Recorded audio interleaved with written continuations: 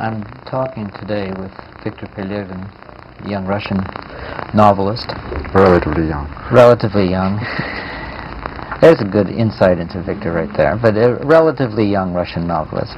He's young for us because the work is just now coming into translation this fall, or this summer rather, Oman Ra, his novel about, for lack of a better word, about the Soviet space adventures, has come into print. Earlier than that we had The Yellow Arrow from New Directions.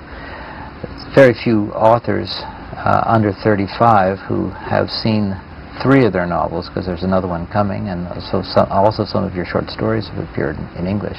Very few authors from Russia have had this very early advantage of publication in this country. And for better or for worse, you are going to be, probably for the next generation, the standard by which we know what has been called post-Soviet literature. I mean, I'm loading up all of these words because the word post-Soviet literature, I think, is probably something you would. You're trying to burden me with the responsibility, yes. Clark. You're gonna fail. Yes. So this burden of this responsibility is that, well, you know, people will say, well, yes, I know Russian literature since the fall of communism, and his name is Victor Pelevin. And I've seen it, in fact, on the blurbs for your books, people saying that here is the first voice of post-Soviet literature. So you're a post-Soviet man, post-Soviet novelist, and so let's rid ourselves of that burden. What is your own understanding of that phrase? Does it have any meaning in Russia? Does it have any meaning to you, or is this purely an American commercial phrase? Which phrase do you mean? Post-Soviet literature. Post-Soviet literature, post-Soviet writer. Yep, I think it makes some sense, because, you know, Soviet literature, well, it was awful, but it existed. Post-Soviet literature just does not exist, you know. I think that, but what commercially we're trying to say when we try to sell a book or market a book or even describe a book as post-Soviet, we're saying, well, now this is the dilemmas of people who are caught in inflation, and they are caught in the mafia, and they are caught in the dilemmas of too much freedom, or of freedom, perverted freedoms, where they never had it before. And it's still, it seems to me, a kind of continuation of the socialist realist conventions of literature, only now some of the terms have been changed, and it seems to me you're not really part of that at all. Well, that's a very particular kind of freedom you're talking about. It's like, you know, there are some people who are fighting for money, for the real thing, and, you know, the others are just, you know, are left absolutely free, you know, to do anything they want, you know. Well, you would, I think, be they're not trying to take part in this, you know. Yeah, it would seem to me that the books that we have, the books I've read, and the stories I've read, are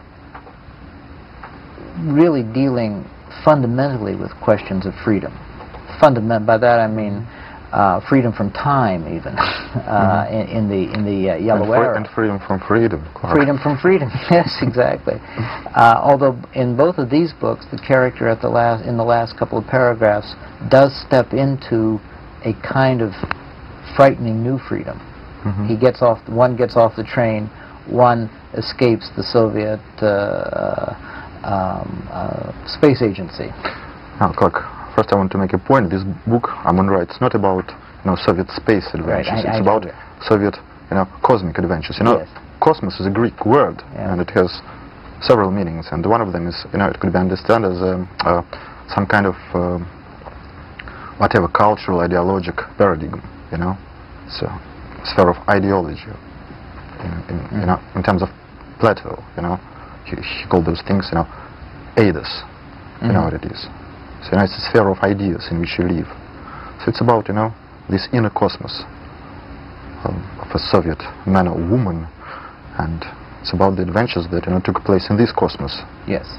So it has nothing to do with space. No, I don't want to give away too much about the book for anyone who is going to be picking it up, and who is going to be sucked into the story as much as Oman Ra was sucked into his own supposed role as a cosmonaut, until towards the end, when he realized that things were somewhat different.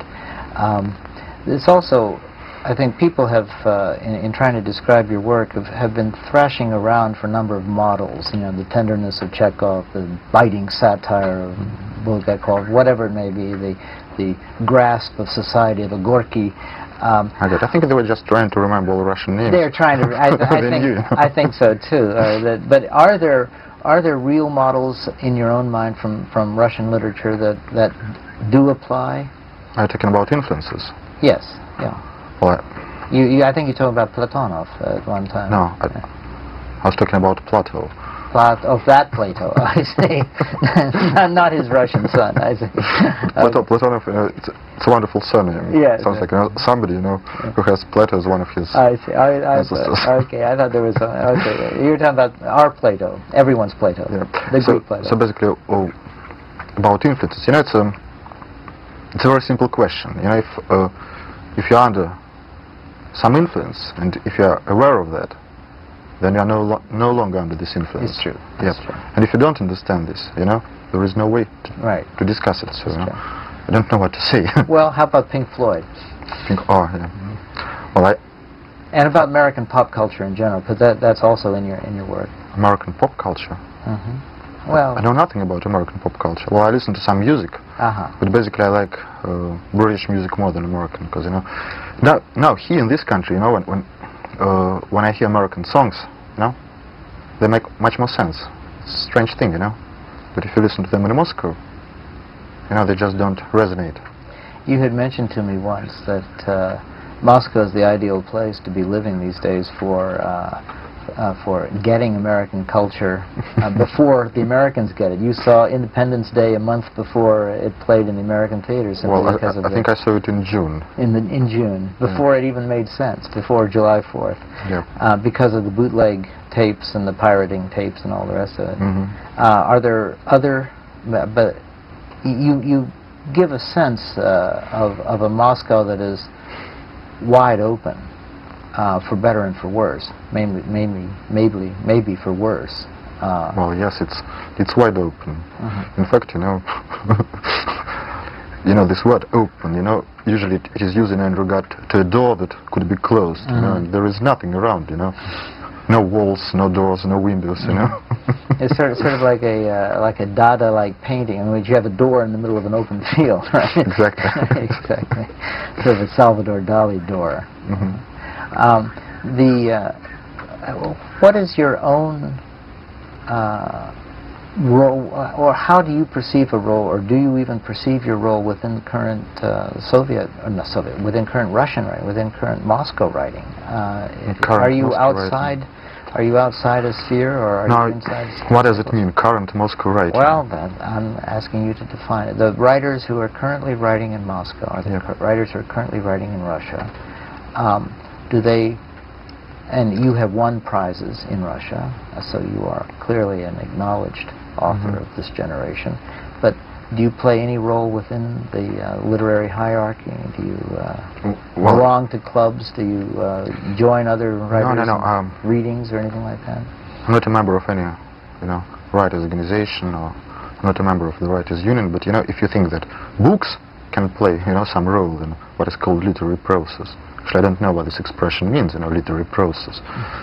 Well, I think that, yes, I've got quite many readers, and I'm really happy with it. Well, the satire in your books, particularly in Omen Ra, where, for example, Kissinger attacks a bear with a knife when he's on a visit, and the bear is even an army man inside a bear suit. In order to provide hunting experience for important visitors. How does this satire play with the Russian reader? I mean, because some of it is wincingly cruel.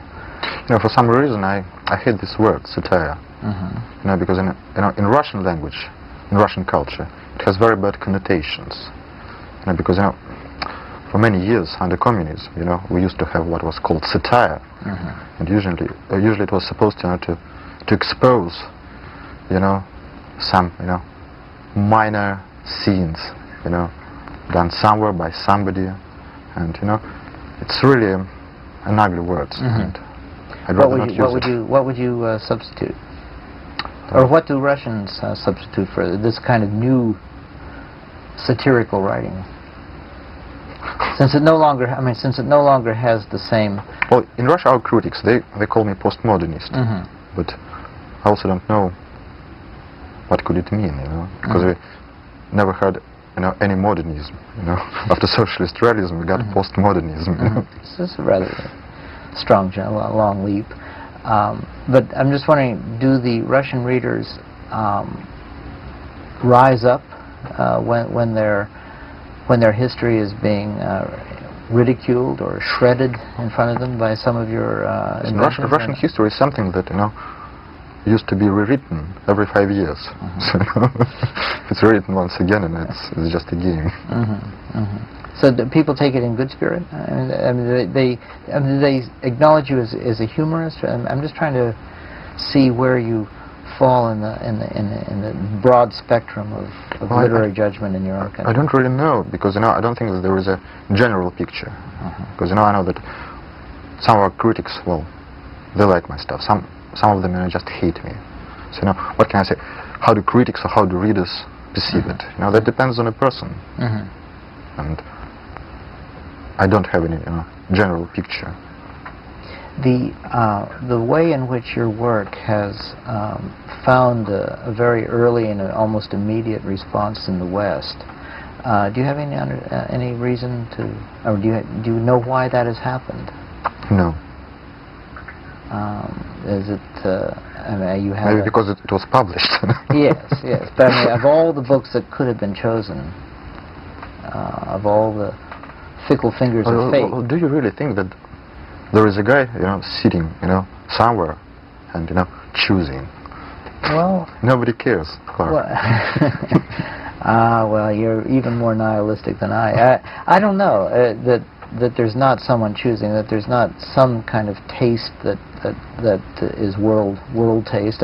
I know we were, you and I and a couple of other authors were up in Minneapolis a short while ago, and I was thinking at that time that we in America, especially when we view Russian literature and the whole tradition of Russian literature so far as we know it, which is not really very impressive, we impose a kind of template over the Russian experience and say that yes we knew Tolstoy, yes we knew Dostoevsky, and we knew Turgenev, we knew all the greats, and then there was this long period in which nothing really happened according to our mind, and then suddenly Clark, I think I got your point. Yeah. And this is something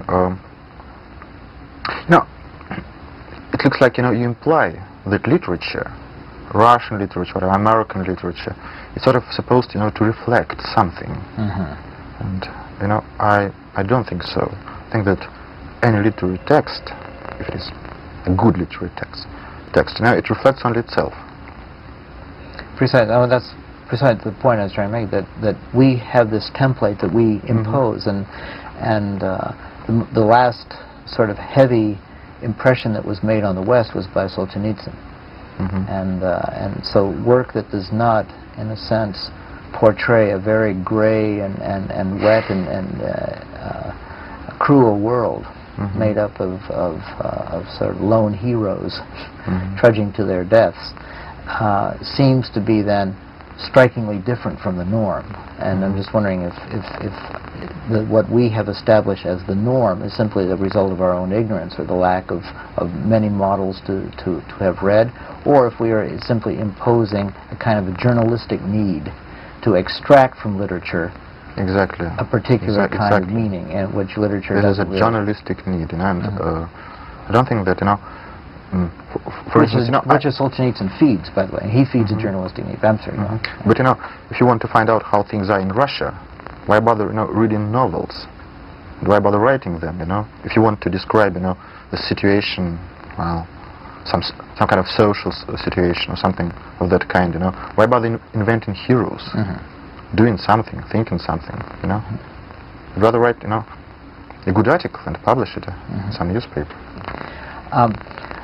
In the Yellow Arrow, the the book that New Directions brought out, you have a curious device of numbering the chapters from 12 back down to 0, so that you have the opportunity here, as we're riding on a train that is heading towards a broken bridge, to be actually moving forward and backward in time simultaneously, it seems. You know, it's a very Calvino-like feel, at least for someone like me, that you are simultaneously developing a plot in what seems to be a future, but we're really viewing the future from a past that is ever widening. And you have some reflections on that in the book. And I'm just wondering... Basically, like, I think that people are not viewing the future, you know, it's beyond the possibilities, you know, people are always viewing the past. You know, and you said and they call it the future. Yeah, you know? right. And at the end, your character Andre walks off the train. Now, actually getting a ticket to go off the train, in a sense, or forcing his way off the train, and to walk uncertainly into the fields where the rest of the world is. And he's been on, so far as he can tell, for years he's been on this train. And lives have died, and in fact, by the end, there's an accumulation of bodies that are appearing at the side of the train. It's tempting, as again some critics have been tempted to read this as a parable or as some sort of a historical sense of Russia, or at least some national parable. It's also possible to read it almost in a Zen-like way, to read it as a mystical vision of life's journey, of the indeterminacy of life's journey. I'm just wondering where on that possible range of spectrum did you have the greatest pleasure in writing? I mean, what was it? Was it the sense of a symbol of Russian society that you were really most involved in, or was it the sense of the philosophical? Like, you know, I just don't write this way, you know. I'm not inventing symbols and metaphors. You know, I'm describing a certain story that takes place in a certain dimension that I invent. And, you know, maybe it means something for somebody, but for me it means literally what's written in the text, you know. Well, literally what's written in the text, though. And I don't know what it means. And maybe it doesn't mean anything, you know, it's exactly what it is. Well, we and have that's what literature is all about, you know. We have a couple of episodes here that we can take a look at. I suddenly understood anew the long-lost meaning of the words I was so fed up with seeing, staring at me every morning from the wall of the training hall. Life always has room for heroism. It was not just romantic nonsense, but a precise and sober statement of the fact that our Soviet life is not the ultimate instance of reality, but only, as it were, its anteroom. I imagined it this way,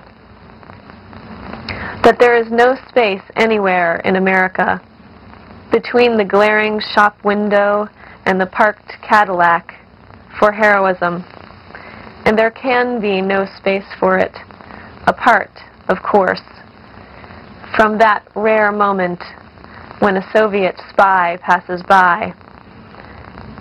But here in Russia, you can only be on an apparently identical pavement outside an identical shop window in a post-war or pre-war period, and this is what opens the door leading to heroism, not in the external world, but within, in the very depths of the soul. You've spoken on a couple of occasions, on many occasions in this book, about heroism. You could, I think, there's an old quote from a Russian author about "Blessed is the country that does not need heroes," and America would certainly seem to be a country that really that doesn't need heroes in the same way that the Soviet Union did, with its official hero of Soviet labor and hero of Soviet writing, the new Soviet man, hero of whatever. And now I guess hero of Russia, hero of Ukraine, hero of Kazakhstan. Yes, yes.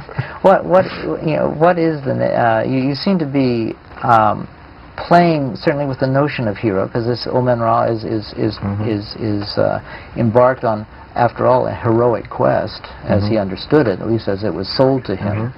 And it seems to me, one of the saddest parts of the story, that is one of the really moving parts of the story, is the betrayal of heroism that runs, I think, through all of your stories. That it's someone who tries to do a heroic thing, or who is brought into the orbit of heroism, is ridiculed and is finally destroyed. The young friend who was simply shot, who wanted to be a space person, who wanted to be a pilot, and the impossibility of being a hero in a society that demands everyone to be a hero seems to be one of the central paradoxes in your work. Is that true or not? Well, in Russia, it's something quite natural. This course of brave in spirit, or how it was called in the novel, that was something very real.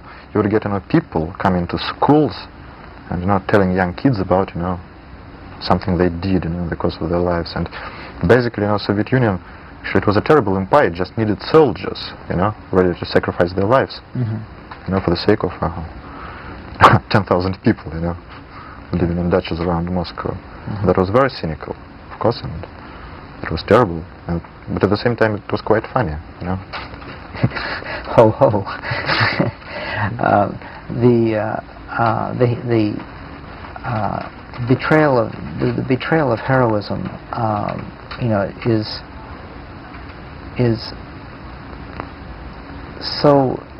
Is heroism and the betrayal of, and the realization that you have been taken, the realization that there is no heroes, or that it's for the 10,000 people of the nomenclatura, or whatever it may be, would lead, it would seem, in a Western work, to be, for a moment, to be a little prejudicial to say that you're not part of the West. You are. But in our kind of literature, it would lead to an overwhelming desire for revenge, an overwhelming desire to expose and to fight. And what right now? What is the latest thing that you're working on right now? Oh, I believe that it's a very bad You should not talk about. Oh, you're a tough interview, Victor. I'm just trying to be honest, Clark. Okay, well, but there is a book that is on its way. Yes. That has already appeared in Russian, has been translated, has appeared in Britain, is coming here very, very soon. What about it? Tell us about it. The one that is coming from Britain, it's called Life of Insects. Life of Insects. Okay. It's a novel about insects. And I think that the excerpt from it will be published in Grand Street in the next issue of this magazine. And maybe it will be published here as a book also. It's about insects, Clark. Oh, sure. About the problems, about whatever. Do you think we'll be filing it under etymology in the bookstores, or under novel? Under etymological novel. Etymological novel. I see. Okay. Thank you, Victor. You're always a delight. Thank you, Clark. Yeah. No, I'm not about ready to let you go just yet. The experience in Iowa City. Just give us a couple of seconds. What's it like to be Victor Pelevin in Iowa City? What are you doing right now? Writing all the time? Reading? The best part of this experience is that I have some moments when I can stop to be Victor Pelevin. It's not a machine that goes on all the time. No, you can actually turn off the Victor Pelevin machine. And no, that's the worst thing about being a writer. That if you don't take care, this writer will try to live instead of you.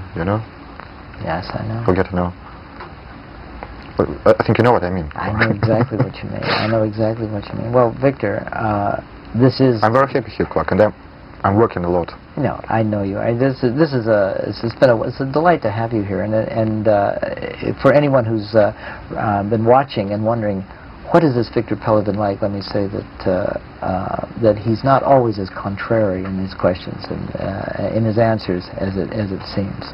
Thank you very, very much for coming here, Victor. Bye.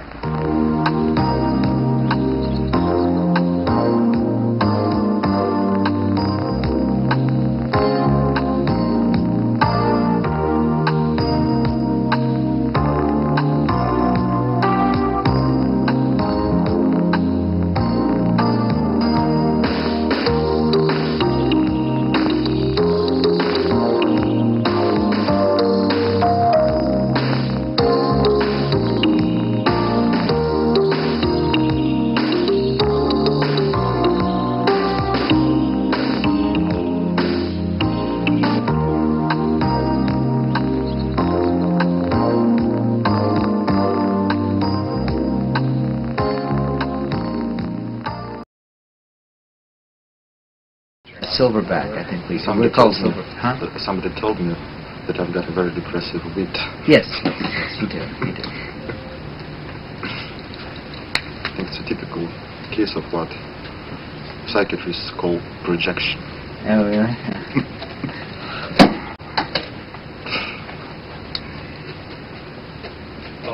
Do you prefer the name? Is it Pelevin or Pelevin? What is the really correct? Russians pronounce Pelevin. Pelevin, yes. So is the Pelevin. Pelevin. Yeah. Right, I was going to ask you to do a sound check with you, okay? Okay. So, Julie, start rolling your camera. Okay. And as soon as I say, and who's going to time count? Who's going to give me? 5 minutes. Yeah, who's going to give me the time signals? I'll done. Okay. We're going to roll in the section that Juliet read from this one. From Omar. Yeah. So maybe a minute. On an apparently identical pavement, outside an identical shop window, in a post-war or pre-war period. And this is what opens the door leading to heroism. Not in the external world, but within, in the very depths of the soul. Well done, said Ertegun, when I shared my thoughts with him. Only be careful. The door leading to heroism certainly does open up within us, but it is in the external world that the act of heroism takes place. Don't fall into subjective idealism, or your proud flight aloft will be robbed in a single short second of all its meaning. You've spoken on a couple of occasions, on many occasions in this book, about heroism. You could, I think, there's an old quote from a Russian author about "Blessed is the country that does not need heroes,"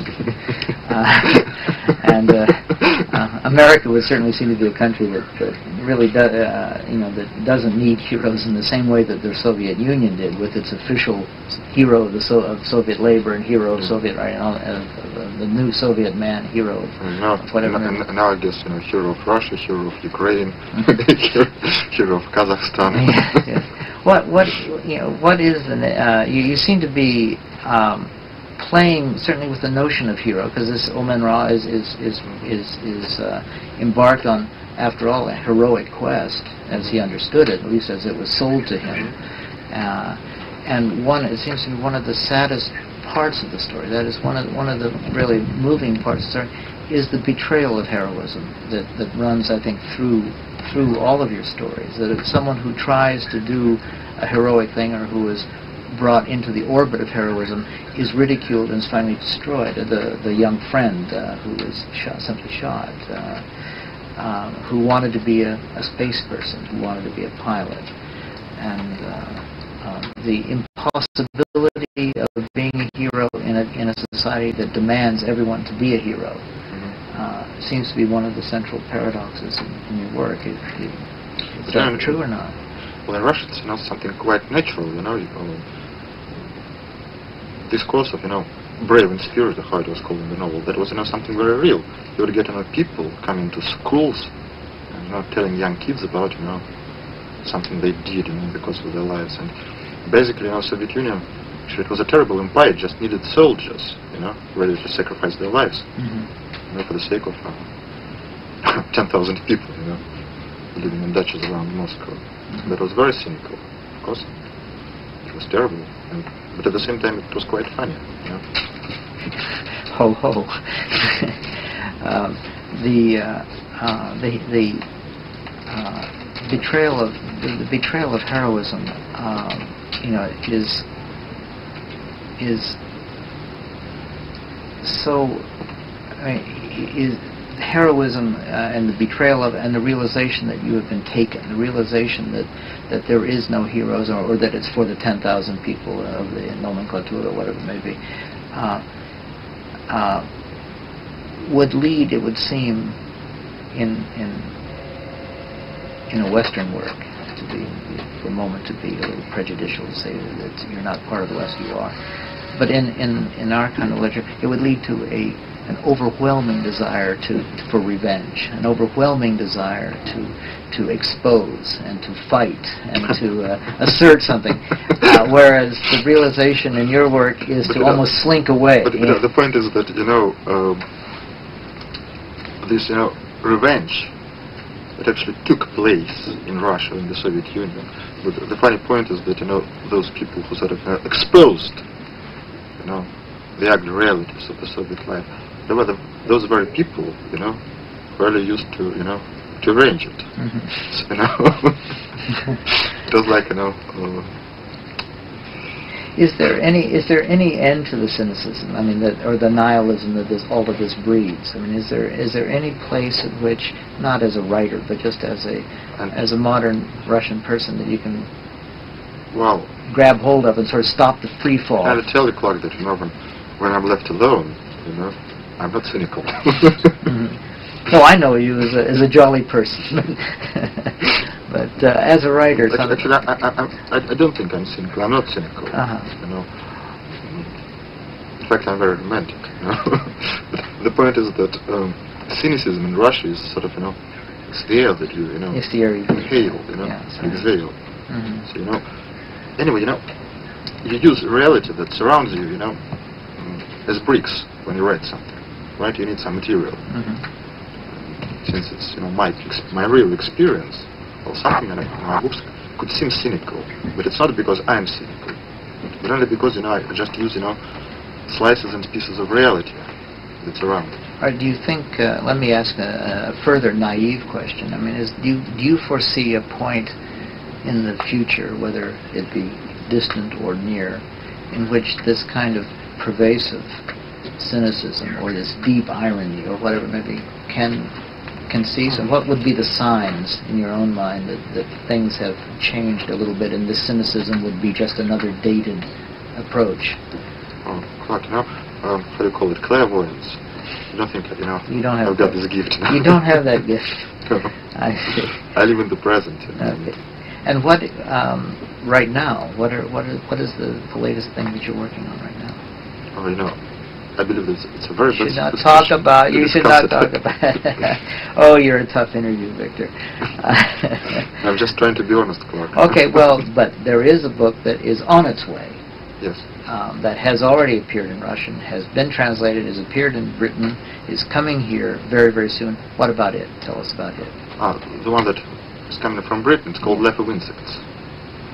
Life of Insects. Okay. It's a novel about insects. And I think that the excerpt from it will be published on Grand Street in the next issue of this magazine. And maybe it will be published here as a book also. It's about insects, Clark. Oh, sure. You know, about, you know, the problems, about whatever. You think we'll be filing it under etymology in the bookstores or under novel? Under etymological novel. Etymological novel. I see. Okay. Thank you, Victor. You're always a delight. Thank you, Clark. Yeah. No, I'm not about ready to let you go just yet. The experience in Iowa City. Just give us a couple of seconds. What's it like to be Victor Pelevin in Iowa City? What are you doing right now? Writing all the time? Reading? The best part of this experience is that, you know, I have some moments when I can, you know, stop to be Victor Pelevin, you know. It's not a machine that goes out all the time. You can actually turn off the Victor Pelevin machine and... That's the worst thing about, about being a writer, that, if you don't take care, this writer will try to live instead of you, Yes, I know. Forget, But I think you know what I mean. I know exactly what you mean. I know exactly what you mean. Well, Victor, this is... I'm very happy here, Clark, and I'm working a lot. No, I know you are. It's a delight to have you here, and for anyone who's been watching and wondering what is this Victor Pelevin like, let me say that he's not always as contrary in his questions and in his answers as it seems. Thank you very, very much for coming.